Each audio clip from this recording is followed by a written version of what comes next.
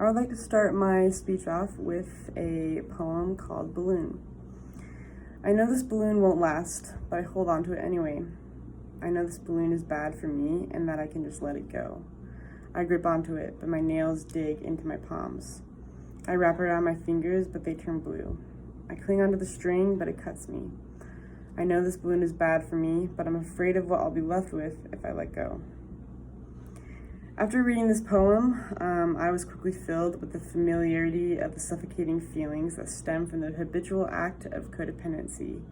Many experiences which I have encountered myself, but have also seen and heard from other addicts around me. Codependents suffer in many ways that can lead to a pattern of failed relationships and the decreasing of one's self-esteem, resulting in depression and other negative consequences. Many people think it is strange or exaggerated to say that a codependent is a type of addict. However, I can confidently say that this is true, as I have struggled with this behavior since the 9th grade. After many destroyed friendships and relationships, years of low self-esteem, no boundaries, and living to only please those around me, I had realized that there is a bigger problem that I was dealing with and could no longer handle on my own.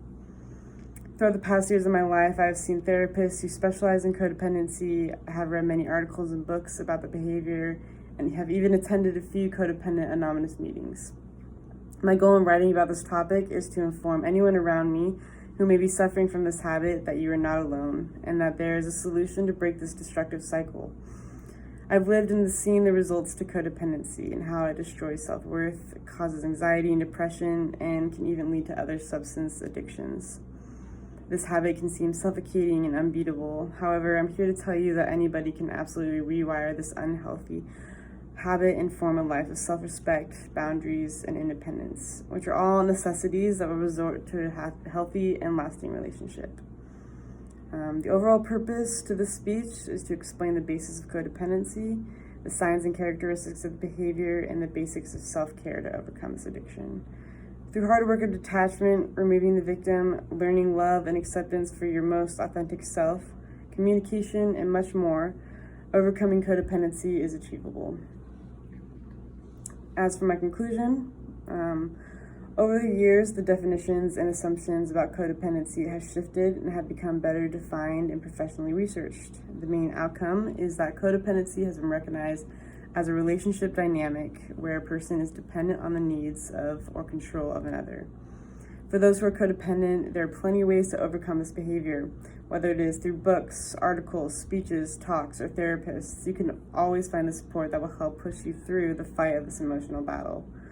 Most importantly, it is essential to remember that although everyone has loved ones and often feels responsible for their happiness, that thinking will only lead to unhealthy and toxic results. You are responsible for your own feelings and your own happiness, and no one else's. I would like to end off with a quote from Anna Taylor. It says, "Love yourself enough to set boundaries. Your time and energy are precious. You get to choose how you use it. You teach people how to treat you by deciding what you will and will not accept." Thank you.